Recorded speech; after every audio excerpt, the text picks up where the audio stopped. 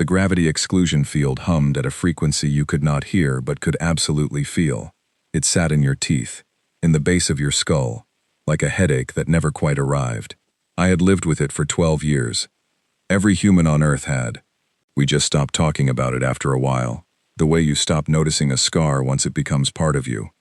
I was standing in the main operations room of the Joint Defense Command bunker outside Nairobi when the edict came through. The screens lit up in a cascade. 14 monitors, 6 languages, 1 message. Ambassador Savan of the Valkyrie delegation was already speaking before anyone in the room had a chance to reach for a chair. He was tall. They always described the Valkyrie as tall, but that word does not do justice to what Savan was.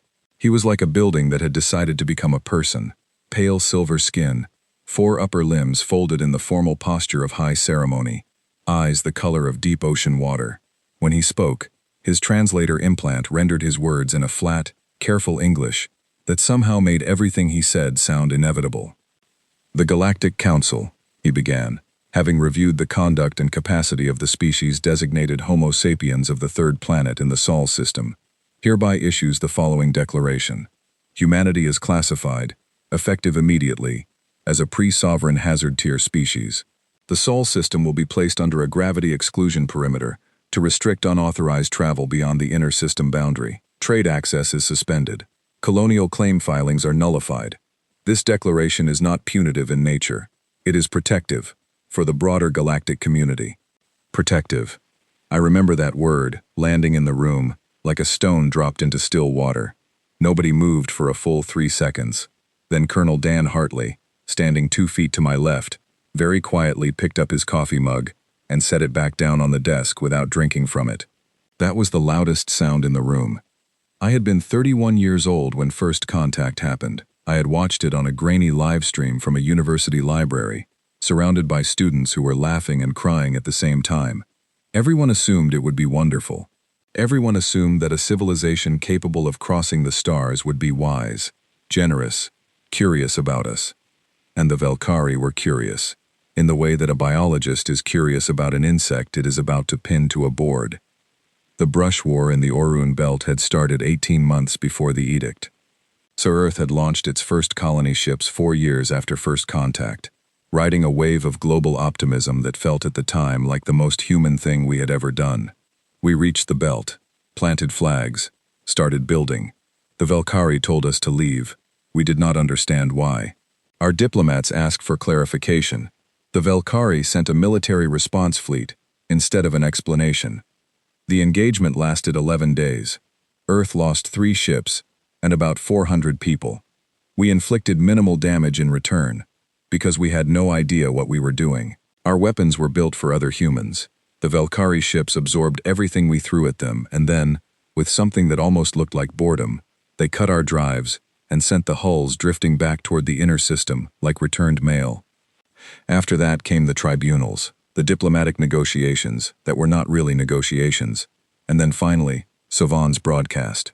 Live, on every frequency we had. The gravity exclusion field went active 6 hours later. I stood outside the bunker that evening and watched the sky, as if I would be able to see it. I could not, but I could feel it. That low hum, setting up residence in my back teeth. Back inside, my commanding officer, General Patricia Harlow, was on a call with the Security Council. I could see her through the glass partition, standing very straight, listening to someone on the other end with the expression of a person who is deciding how to respond to something infuriating without losing their composure entirely. She had that expression a lot in those days. Hartley appeared beside me. He was a quiet man from Birmingham, built like someone who had once been much larger and had compacted himself through years of careful discipline. He handed me a folder, physical paper, which was unusual. "You have a meeting," he said. "I have 40 meetings," I said. "This one is different," he said. "Sub-basement C, clearance level 7. Take nothing with you except yourself." I looked at the folder. It had no markings on the outside, except a 4-letter designation stamped in ordinary black ink. Iron. I looked at Hartley. He looked back at me with the expression of someone who has already said more than he intended. Sub-basement C was 3 floors below the main bunker, accessible only through a stairwell that did not appear on any floor plan I had ever seen. The room at the bottom was lit by overhead panels that gave everything a slightly flat, overexposed quality, the way photographs look when taken with too much flash. There were 12 people sitting around a plain metal table. I recognized 3 of them and could not quite place the others. At the head of the table sat a woman I had never seen before, perhaps 60 years old, with short gray hair, reading glasses pushed up on her forehead, and the unhurried manner of someone who had been waiting in this room for a very long time. "Commander Osei," she said, without standing. "My name is Dr. Carol Arden. You are here because the people in this room have been watching your work for 3 years, and we believe you are the kind of person we need. Sit down." I sat down. "The Council," Arden said, "has made a fundamental error. They have mistaken a species in its early expansion phase for a species at its ceiling. They have looked at what we can do right now and concluded that this is roughly what we will ever be able to do. They are wrong." She paused. "We are going to prove them wrong, and we are going to do it quietly, carefully, and completely. This project is called Ironhaven. It does not exist in any file system that the Council can access. It does not appear in any budget that any member of Parliament or Congress or any other governing body will ever read. As of this moment, you are no longer a member of the Joint Defense Command. You are part of Ironhaven. Do you have questions?" I had approximately 1,000 questions. I asked, the only one that mattered. "What exactly are we building?" Arden took off her reading glasses and set them on the table in front of her. "A response," she said. That night I stood outside the bunker again. The stars were out, sharp and very clear at that altitude, and I looked at them for a long time. I thought about what it meant to be told you were a hazard. I thought about the 400 people in those 3 ships who had floated home in silence. I thought about the 9 billion people on the surface of this planet who had gone to bed that night inside a cage they could not see, but could absolutely feel. I thought about what Arden had said, a response. Sovan had called us hazardous. He had meant it as a warning to others, a reason to keep us contained. He had delivered it in the flat, inevitable voice of someone who had already written the final chapter, and was simply reading it aloud. He was not wrong about what we were. He was only wrong about what that meant. I went back inside. I had work to do. I did not know it then, but I would not see full daylight again for 4 years. I did not know that the room in sub-basement C would become more familiar to me than my own apartment. I did not know that the 12 people around that table would become the closest thing I had to a family, or that the thing we were going to build together would change everything, not just for Earth, but for every species in the galaxy that had ever been told to sit down and be quiet. What I did know, standing at the bottom of those stairs with Hartley's plain folder in my hand, was that something had shifted in me during Savan's broadcast. Not rage. Rage burns out. What shifted was something slower and more permanent. Something that felt, if I am honest, like purpose finding its shape. Sovan had called us hazardous. He wasn't wrong. He just didn't know yet how right he was. 12 years. That is how long we had been inside the cage by the time Ironhaven became what it needed to be. 12 years of the hum in the teeth. 12 years of looking at the exclusion field boundary on radar screens and watching it hold, patient and immovable, like a wall built by people who never expected anyone to want to climb it. I want to be precise about something, because I think it matters. We did not spend those years in despair. Despair is what the Council expected. They had seen it before, in 3 other species that had been placed under containment orders. 2 of those species had gone quiet. 1 had turned inward so completely that it stopped attempting space travel at all. The Council had data on this. They had models. Their models said that a species under sufficient external pressure, with access to space removed, would redirect its energy inward, fragment politically, and eventually either stabilize into a compliant ground-based civilization or decline. Those were the 2 outcomes the models predicted. Nobody on the Council had modeled for the 3rd option. I remember the first year of Ironhaven as the year of reading. That sounds unimpressive. What it wasn't. We had access to every piece of alien technology, every intercepted Council broadcast, every fragment of translated data that Earth's intelligence networks had collected since first contact. 12 years of material. The Velkari shared some things deliberately, as part of the original contact protocols. basic physics, astronomical charts, some rudimentary engineering principles. They shared what they thought was harmless. What they didn't account for was that humans do not read technical documents the way other species apparently do. We do not absorb information and file it. We interrogate it. We argue with it. We look for the gap between what a document says and what it implies. Dr. Arden had built a team for exactly this. There were engineers, physicists, linguists, material scientists, and at least 2 people whose actual disciplines I was never entirely sure of, but who seemed to be there primarily to say, what if we looked at it like this, and then draw something on a whiteboard that made everyone else in the room go very quiet. One of those people was a man named Oliver Grant. Oliver was 38 years old, originally from Glasgow, and had the specific kind of focused intensity that you sometimes see in people who have decided that the problem in front of them is the only problem worth solving. He had been a theoretical physicist before Ironhaven. In Ironhaven, he became something harder to name. The person who looked at the gravity exclusion field from the inside and asked the question nobody else had asked. What is this thing actually doing? They didn't invent this technology, he told me one evening in year 2, standing in front of a whiteboard covered in notation that I could follow maybe 60% of. They inherited it, probably from a species that understood it better than they do. When you inherit a tool, you use it the way you were taught. You don't question the underlying principles because the tool already works. He tapped the board. But the underlying principles are extraordinary. The field isn't blocking us. It's redirecting mass energy along a specific geometric path. That path has a shape, and if you know the shape, you can flip it, I said. He looked at me for a moment. I was going to say you can navigate it. But yes, if you're comfortable with the engineering challenge of the next several years, you can flip it. That was the beginning of the propulsion program. I will not bore anyone with the technical details, partly because some of them remain classified, and partly because explaining them accurately would require a very different kind of document. What matters is the outcome, and the outcome was this. After 4 years of theoretical work, 2 years of materials development, and 8 months of component testing in chambers buried under the Gobi Desert, we had a drive system that did not merely break through the exclusion field. It used the exclusion field. It ate the wall and turned it into speed. The council had built our cage out of something that, with enough understanding, became a door. I should tell you about the shipyards because they remain, to this day, one of the things I am most proud of in my life. Not the ships themselves, though they were extraordinary, but the act of building them, covertly, on a planet that was being monitored. The Valkyrie surveillance network around Earth was not as comprehensive as they believed. It was built for a species at our level of development, which meant it was excellent at detecting certain kinds of electromagnetic activity and entirely blind to others. The first thing Ironhaven's intelligence division did, once we understood the surveillance architecture, was figure out exactly what it couldn't see.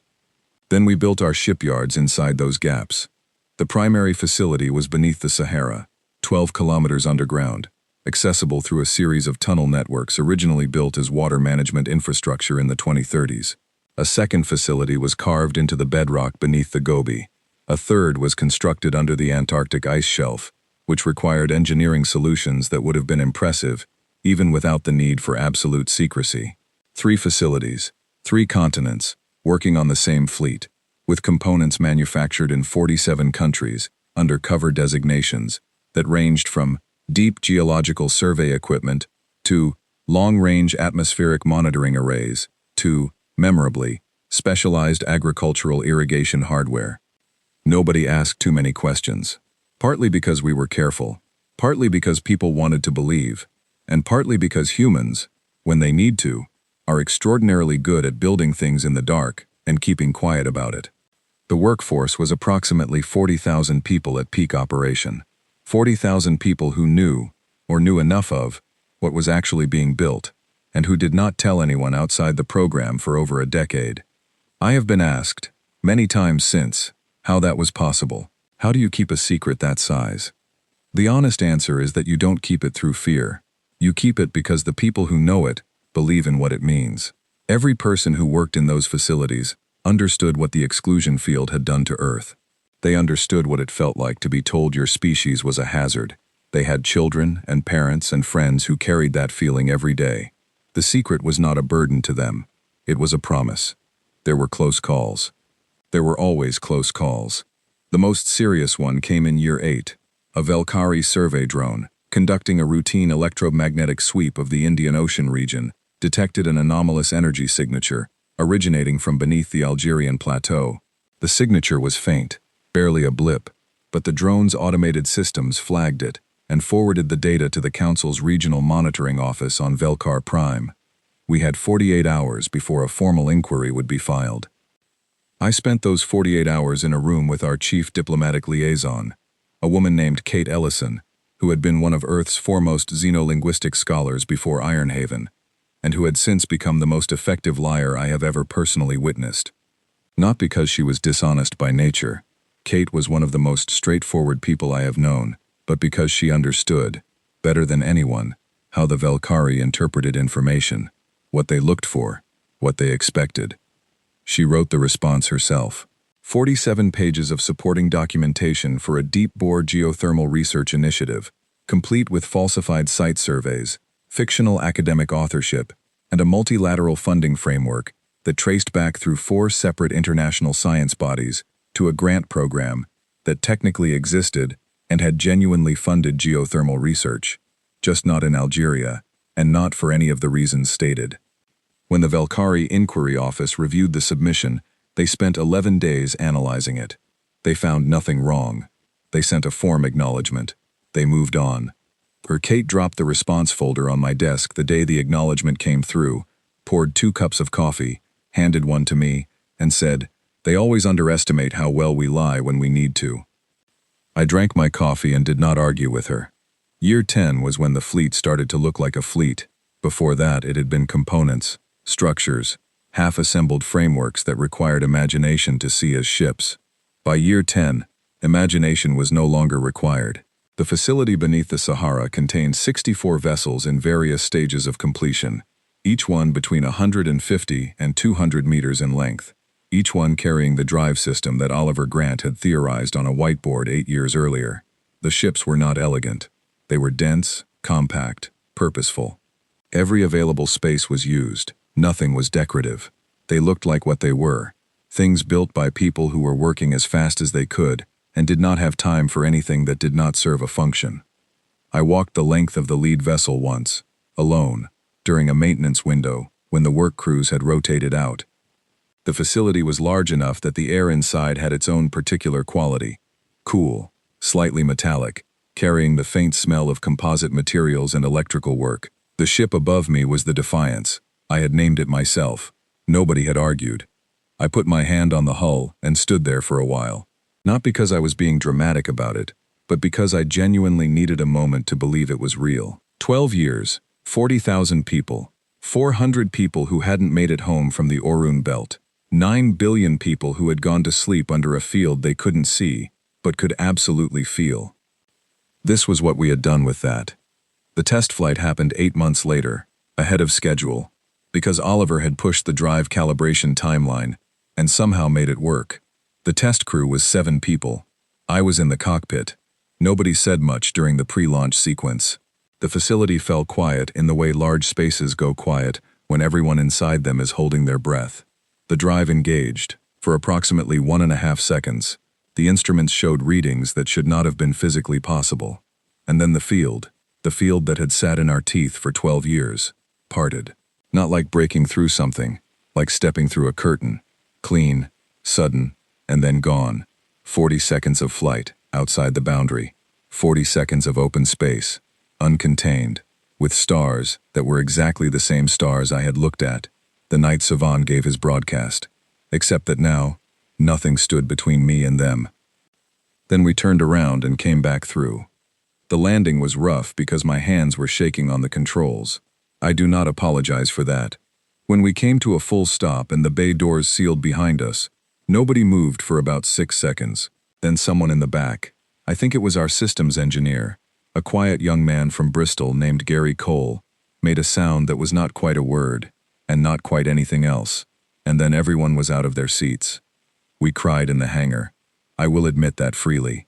We stood in a circle around each other, and some of us cried, and some of us didn't, And all of us were feeling the same thing, which was something that had not been allowed to exist for 12 years, and had been building in the walls of those underground facilities the whole time. Afterward, nobody brought it up again. We were professionals. We had work to do. 214 ships. That was what we had by the time Ironhaven entered its final phase. 214 vessels crewed by people who had been quietly training in subterranean simulators for years, learning to fly through the exclusion field, learning to operate in the open, learning to do things that the Council's models said humans were decades away from being capable of. Those models were based on what the Council could see. They had never considered what we might have been doing below their line of sight. We had 214 ships. They believed we had none. We were ready. We hadn't decided yet whether we wanted a war. That distinction, I would come to understand, was the most important one of all. I want to tell you what it actually felt like in the cockpit of the Defiance in the moment before 214 ships dropped out of the fold drive simultaneously, because I think the official records describe what happened, but not what it was like. The fold drive exit was not dramatic from the inside. There was no flash of light, no shudder, no sound. One moment the navigation system showed our position as transit, a flat gray designation that meant nothing about location, and the next moment the screens filled with the star field of the Valkyrie home system, and directly ahead, enormous and lit from every angle by the light of its parent star, was Velkar Prime, pale green and white from this distance, ringed by its famous 3 moons, and surrounded by more traffic, civilian transports, science vessels, the slow geometric shapes of orbital platforms, than I had ever seen gathered in one place. And in the center of all of it, at geosynchronous orbit above the primary continent, the Galactic Council Chamber, a structure so large it generated its own detectable gravity. It had been built over the course of 800 years by 11 different species. It was, by most accounts, the single most significant piece of architecture in this region of the galaxy. We appeared around it like a fence. 214 ships, spaced at precise intervals, forming a complete perimeter at a distance of 40,000 kilometers from the Council Chamber. Every ship in perfect formation. Every drive cut simultaneously. Every weapon system powered down. I had been very clear about that last point in the briefing. Not a single targeting system active. Not one charge in a single rail cannon. We were a show of presence, not a declaration. I sat in the cockpit for 3 seconds after the fold exit, looking at the screens, confirming the formation was intact, confirming every ship had arrived at the correct position. Then I keyed the fleet-wide channel. All vessels confirm position and status. 213 confirmations came back in the following 90 seconds. All present, all correct, all systems nominal. I opened the Council broadcast channel. It was the same channel Savan had used, 12 years earlier, to tell 9 billion people they were a hazard. I had thought about that choice for a long time. It felt right. Galactic Council Chamber. This is Commander Yara Ose, of the Earth Defense Fleet, broadcasting on all standard frequencies. We are currently holding position in a perimeter formation around the Council Station. We have not charged any weapons. We have not targeted any vessel or structure. We are not here to engage anyone. We are here because we believe it is important for you to understand something, and we believe that understanding is easier when it is accompanied by evidence. I paused. I had rehearsed the next line 200 times in the simulator. Then, the night before departure, I had thrown the rehearsed version out and decided to say it plainly. We are not here to fight. We are here so that you understand that if we were, you would lose. We would like to talk. I released the channel key and leaned back in my seat. The response was not immediate. That was expected.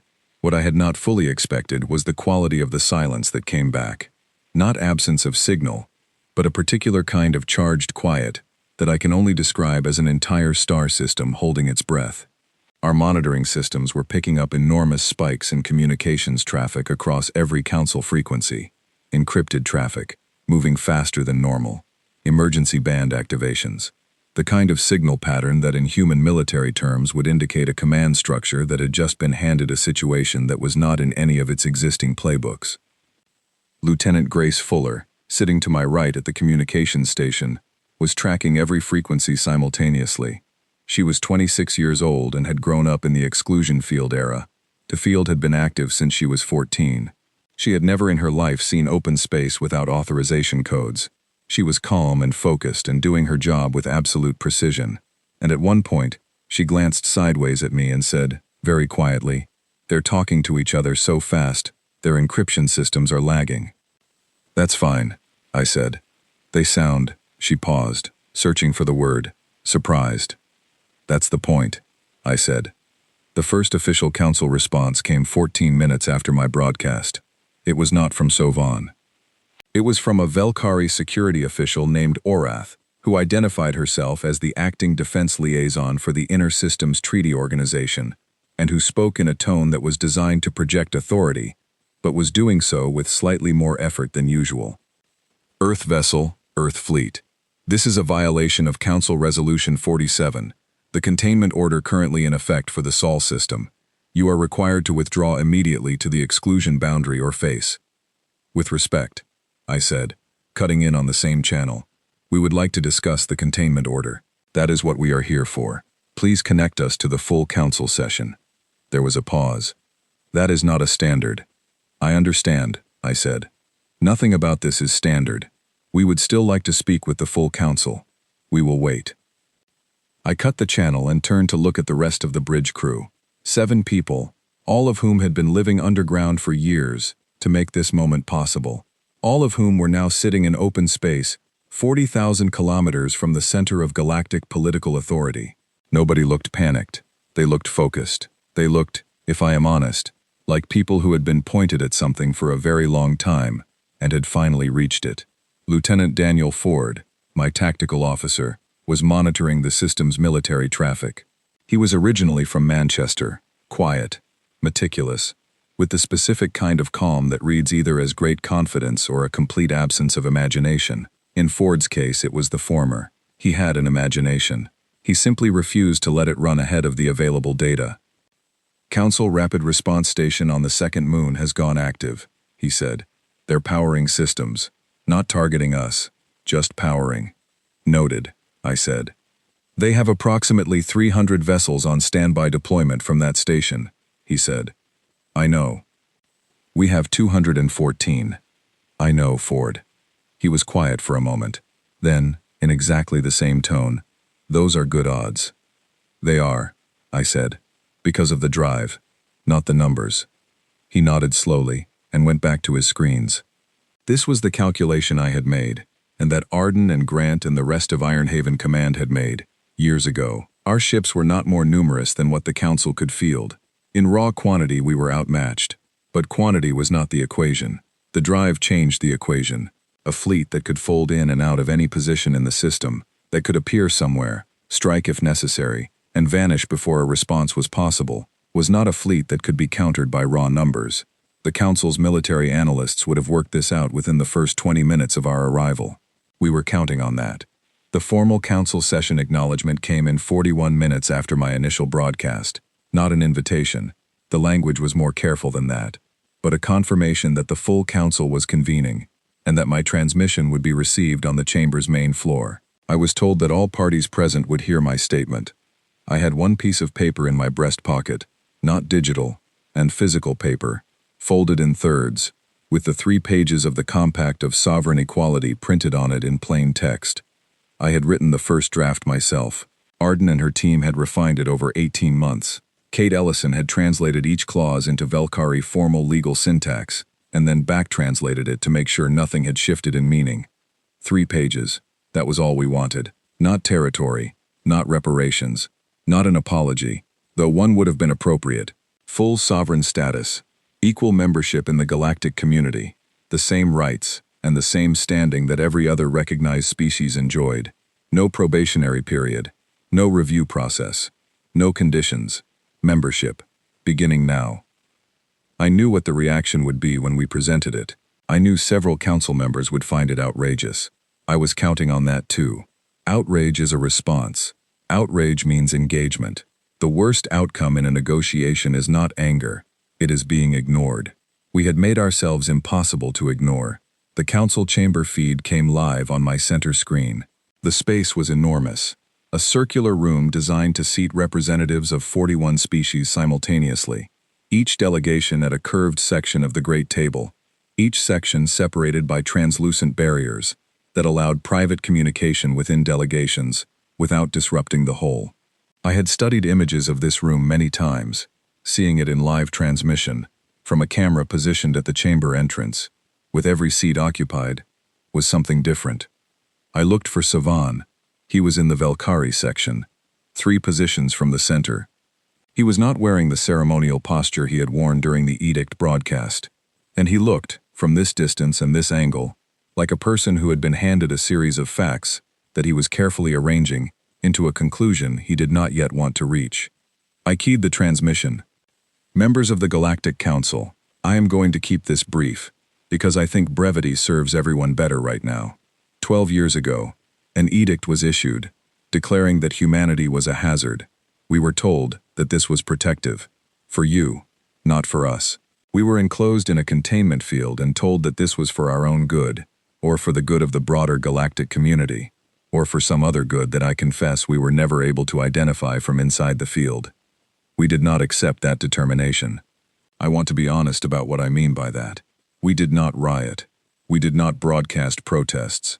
We did not attempt to ram the exclusion boundary with the ships we already had. We accepted it quietly, and we got to work. What you see outside this station right now is 12 years of work. 214 vessels, crewed by human beings who trained for this in facilities that your surveillance network never detected, using a drive technology that your models did not account for, because your models were based on what you believed we were capable of, rather than what we actually were. I am transmitting to you a document. It is 3 pages long. It describes the terms under which humanity is prepared to join the galactic community as a full sovereign member. We are not asking for this. We are stating it. The terms are reasonable. They are fair. They cost the Council nothing except the admission that your original assessment of us was wrong. You have 72 hours to respond. We will remain in position during that time. We will not interfere with any civilian traffic in this system. We will not target any Council structure or vessel. We will simply be here, as we are, until we hear from you. I paused. One more thing. The Thuran delegation voted against the edict 12 years ago. I remember that vote. So does every human being who was old enough to watch it. We remember who saw us clearly when it mattered. We won't forget it. I released the channel on the screen. The chamber was completely still. 41 delegations, not one of them moving. And in the Velkari section, Sovan was looking directly at the camera, with an expression I could not fully read, but which was not the expression of someone who believed what he was looking at was going away. Then something happened that I had not planned for, or expected, or dared to hope for. From the Thuran section, the ancient, slow-moving, copper-skinned people who had been in the galactic community for longer than most of the other species had existed, a single representative unmuted their microphone. The translation came through in the flat English of the Council system, but the words themselves were anything but flat. "We should have listened," said the Thuran representative, whose name was Max, in a voice that carried the particular quality of great age, combined with great certainty, "when you first arrived." I sat in the cockpit of the Defiance, and felt something loosen in my chest that I had not realized was tight. Grace Fuller, to my right, was very carefully not looking at me. I cleared my throat. "Thank you," I said, on no channel in particular, just to myself, to the ship, to the 12 years of hum in my teeth. Then I straightened up, because we had 72 hours ahead of us, and the work was not done yet. The first 12 hours were the quietest. I don't mean there was nothing happening. Our monitoring systems were reading the highest communications traffic density we had ever recorded from the Council network. Encrypted bursts, emergency subfrequencies, private channels between delegations that our signals team was working steadily to decode. What I mean is that nothing was directed at us. The Council, in those first 12 hours, was largely talking to itself, and the content of what it was saying, piece by piece, as our translation systems worked through the intercepts, told a clear story. They were arguing. This was expected. Ford gave me the breakdown during the 4-hour mark. 3 distinct factions. By our read, he said, pulling up the signal mapping on the tactical display. The Velkari military contingent and 4 aligned species are pushing for immediate force response. Their position appears to be that allowing this to stand unchallenged sets a precedent that's unacceptable for Council authority. The Thuran delegation, and at least 6 others, are advocating for the negotiated approach, accepting the compact terms as a framework for discussion. And then there's a third group, roughly 12 delegations, that hasn't committed to either position and appears to be waiting to see which way the math falls. What does the math say? I asked. Their own threat assessment models. Ford's tone was its usual neutral register. We've been able to partially reconstruct what their analysts are producing. The models all agree that a direct military engagement with our fleet, given the drive capability they've now observed, results in outcomes ranging from mutual heavy losses to Council defeat. None of the models show a clean Council victory. I nodded. The Velkhari War faction knows this, I said. Yes. So, why are they still pushing for force? Ford considered the question with his usual care. I think, he said, because the alternative feels worse to them than the cost. Accepting the compact means admitting they were wrong, not just wrong about us specifically, wrong about the entire framework they've used to manage emerging species. If Earth gets full membership on these terms, every other species they've ever classified or contained is going to look at this very carefully. Good, I said. Ford almost smiled. It was not an expression he deployed often. Yes, he said. That was the point, wasn't it? It was. The compact was not just about Earth. The 3 pages Kate Ellison had drafted with such care were written to be generalizable. Every clause was phrased in universal terms, applicable to any species in any circumstance of containment or classification. If the Council accepted it as Earth's entry document, they were accepting a principle, not just a fact. That principle had implications that several Council members had clearly already worked out, because the faction most vigorously opposing us in the intercepts was not just the Velkhari military bloc. It was a coalition of species that had, over the centuries, benefited from the Council's power to classify and contain. They were not just afraid of us. They were afraid of what us winning would mean for everything else. I understood that fear. I did not particularly feel sorry for it. The Velkhari War faction made their move at the 31-hour mark. I was asleep in the captain's bunk when Ford's voice came through the intercom, calm and steady as always. Commander, we have a large formation dropping out of transit at the outer system boundary. Initial count suggests 600 vessels. Configuration is Velkhari Rapid Response Fleet, heavy class. I was on the bridge in 4 minutes. 600 ships, 3 times our number. They had assembled fast. This was not something improvised. They had been staging this response from the moment we arrived, holding it in reserve while the Council debated, prepared to deploy it as a final argument if the diplomatic track failed. The formation was holding position at the outer boundary, not advancing, waiting. They're broadcasting on the military frequency, Fuller said. The Fleet Admiral, designation is Command Velkhari 7, is requesting you personally, Commander. Put it through. The voice was different from Orath's, lower, and more deliberate. The translation rendered it in English, without accent, but with a particular quality of weight. Earth Fleet Commander, you have placed the Council in an untenable position. The decision you have forced is one no governing body can accept peacefully. Withdraw your vessels to the exclusion boundary and allow Council deliberation to proceed without duress. This is a final request before we are compelled to act. I looked at the tactical display. 600 ships. The Velkhari rapid response vessels were not ceremonial. They were built for engagement, and they had the firepower to demonstrate it. At our current position, between them and the Council chamber, we would be caught in a two-front situation if they advanced. I had already thought about this moment. I had thought about it for years. I keyed the response. Admiral, I said, I understand the position you're in. You have a numbers advantage, and you've been given an order, and you're a person who follows orders, because that's the structure you operate within. I respect that. I want to ask you to do something that is not in your orders, which is to look at the threat assessment models your own analysts have produced in the last 31 hours. All of them, not the summary, the actual projections. I paused. Then ask yourself what the price of pride is against the cost of what those projections describe. We don't want to fight. We have never wanted a fight. But we have been building toward this moment for 12 years, and if you advance on this position, We will defend it in the way we have trained to defend it, and the models will be correct. Silence on the military channel. Fuller was watching her screens. They're not advancing, she said, formation holding at outer boundary. The silence stretched. 1 minute, 5, 10. Ford was tracking every ship in the Valkyrie formation and reporting nothing. No power-up on weapons, no change in formation geometry, no approach vectors activated. At the 17-minute mark, the Valkyrie Fleet Admiral came back on the channel. There were only 4 words. We are standing by. Not withdrawing. Not advancing. Standing by. It was not agreement. But it was not a declaration either. It was a fleet commander who had looked at the models and decided that the orders he had been given were not orders he was prepared to execute. I let out a breath that I had apparently been holding for 17 minutes. "Thank you, Admiral," I said.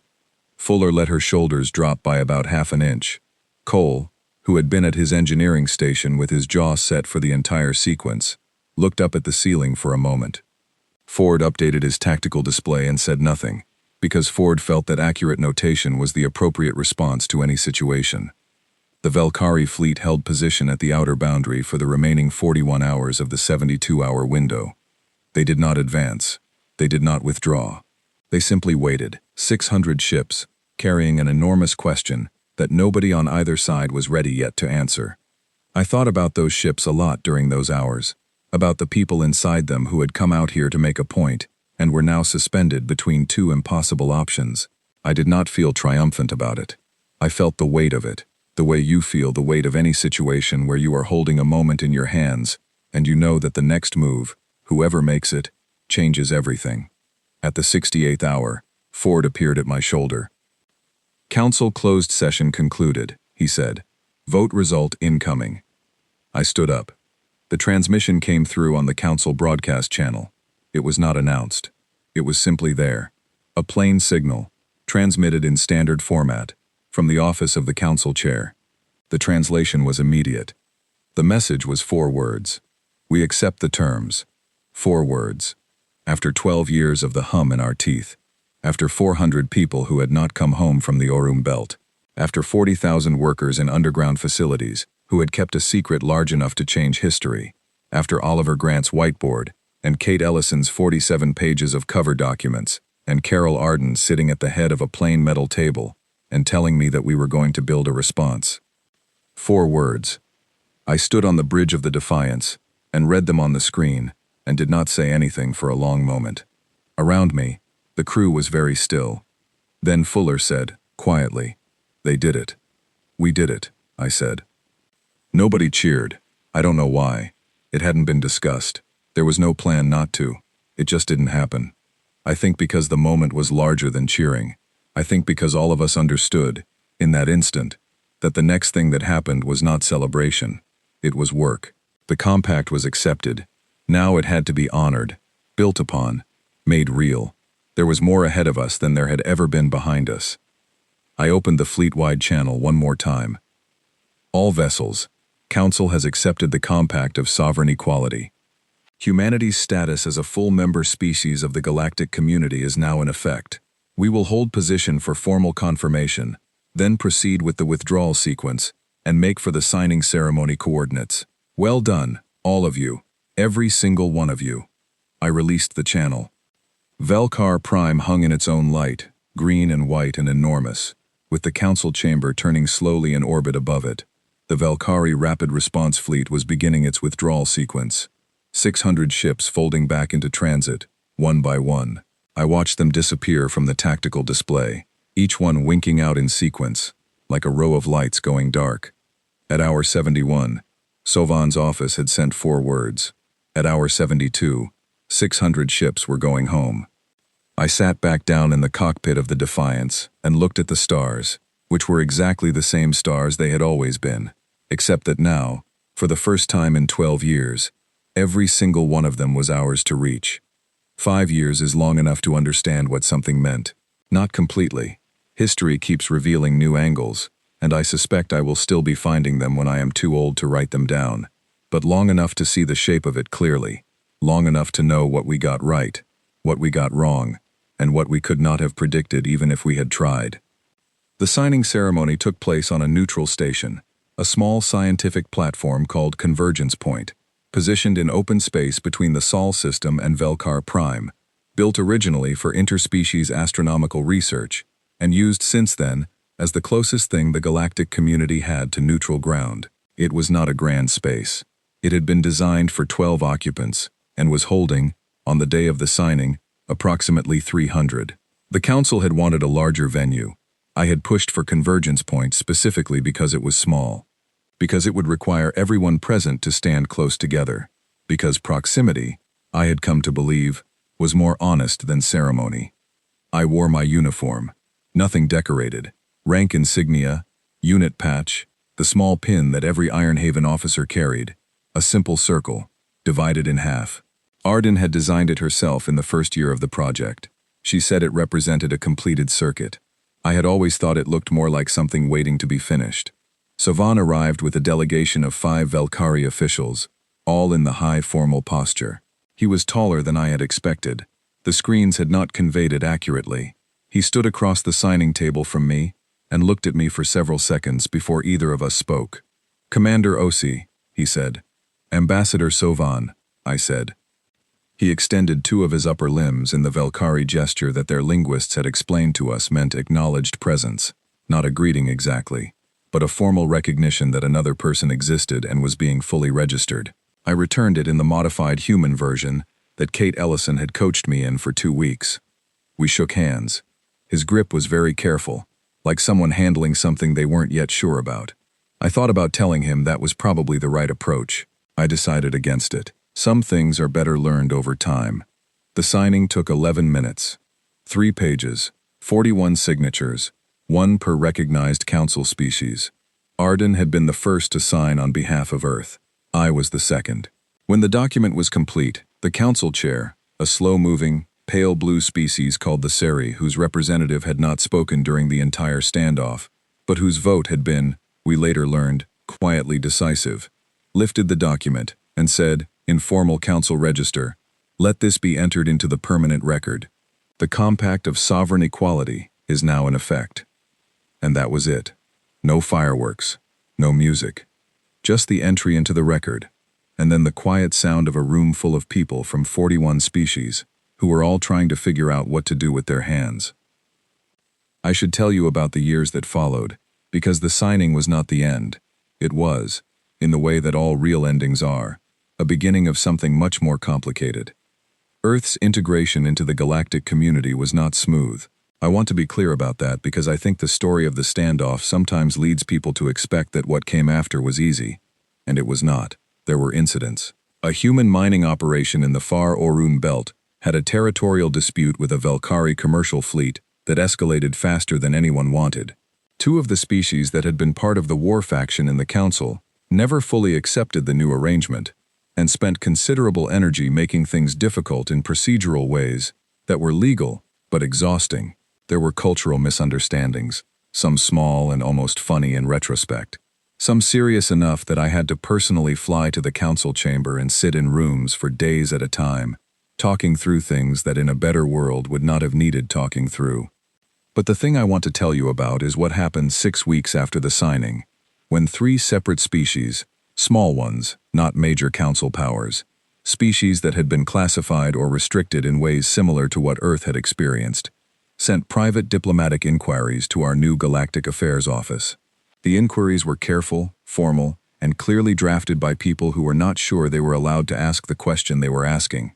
Each one said, in different words, the same thing. "We saw what you did. We have been in our own version of this situation for a long time.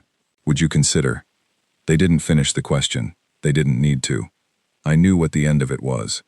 Kate Ellison drafted our response herself, as she had drafted most things that required precision.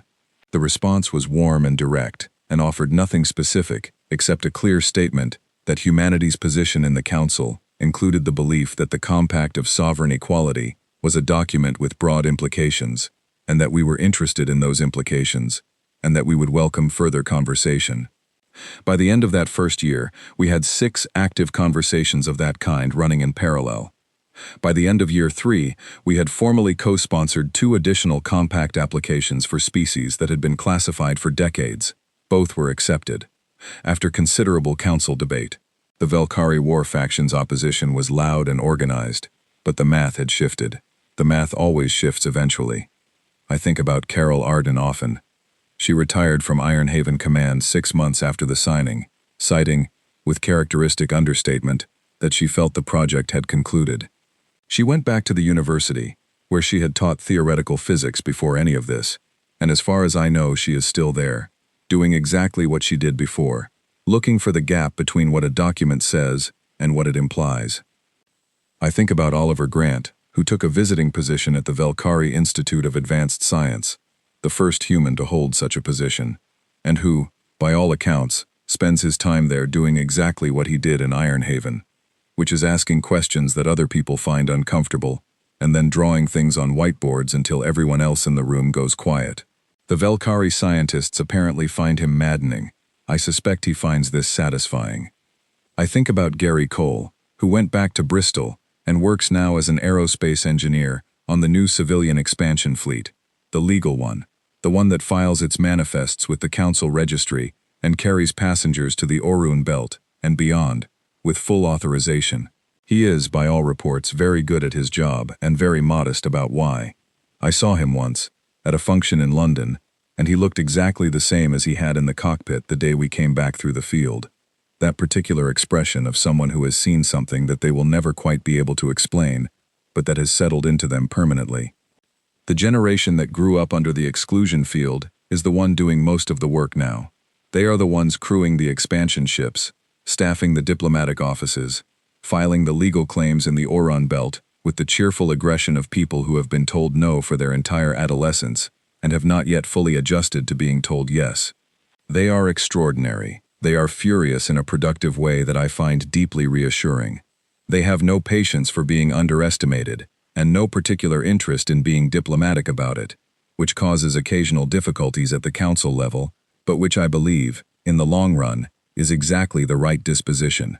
Sovan retired from his position as Valkyrie Chief Ambassador 8 months after the signing. I learned this from a routine news dispatch and thought nothing more of it, until, 4 months later, a physical letter arrived at my office, actual paper, in an envelope, with my name written on the outside in handwriting that turned out to be Valkyrie formal script, translated by hand into Latin alphabet characters. Inside was a letter of 6 paragraphs. I have read it many times. I am not going to reproduce it here in full, because some things are private even in a memoir, but I want to tell you what the core of it said, because I think it matters. Sovan wrote that he had thought carefully about the moment on the bridge of the Defiance, the moment he had appeared on my screen during those 72 hours, the moment I described as him aging visibly. He wrote that he had not understood, at the time, what he was actually seeing, what he had understood it as a threat display, as a military posture, as a species making a point by force of position.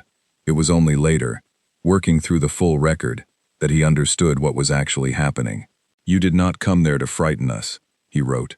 "You came there because you needed us to see you, not your ships. You needed to be seen accurately, as you were, for the first time, and I was the person, above all others, who had failed to do that, and I was not able to look away from it once I understood." He went on to say that he had voted for the compact, not because the alternative was militarily untenable, though it was, and not because the models were clear, though they were, but because it was the right thing to do. He wrote that he had known it was the right thing to do 12 years earlier, and had not done it, and that the weight of that was something he would carry for the rest of his life, and that the only useful thing he could think to do with that weight was to say so plainly to the person who had most earned the admission. He signed it with his full formal name and the secondary signature that, Kate Ellison explained to me, is used in Valkyrie culture only for personal communication between equals. I framed the letter. It hangs on the wall of my office at the Ironhaven Training Academy, which is what the sub-basement complex became after the fleet was officially commissioned. We train diplomats there now, and analysts, and a new generation of people who are learning to ask the questions that make other people uncomfortable. On my desk, next to the framed compact, sits a piece of hull plating from the Defiance, and next to that, in a small frame of its own, the Ironhaven pin, a circle, divided in half, a completed circuit, or something waiting to be finished, depending on the day. I have been asked, more times than I can count, what the lesson of all this is, what humanity proved. I am always slightly wary of that question, because lessons that come out too neat tend to flatten the complicated thing they're supposed to explain. But I have an answer that I think is close enough to true. We proved that you can take a species and tell it to sit down and stay there and be quiet. And if that species is stubborn enough, and patient enough, and willing enough to do the work in the dark for as long as it takes, it will eventually stand up. Not because it hated the people who told it to sit, not out of revenge, out of the simple, deep, almost irrational conviction that it deserved to be standing. That conviction is not unique to humans. Every species I have met in this community has it, somewhere underneath the fear. The difference is that we never stopped believing it long enough for anyone to take it from us. The exclusion field is gone, has been gone for 5 years. The hum in the teeth is just a memory, the kind that shows up occasionally in the space between being awake and being asleep, and then is gone when you open your eyes. The stars are there every night, all of them, and not one of them has a wall around it anymore. That is enough, more than enough. It is, in fact, everything. But we're not done yet. I have a feeling we are nowhere near done. And if I am honest, if I am being as honest as this document deserves, I think that is the best news of all.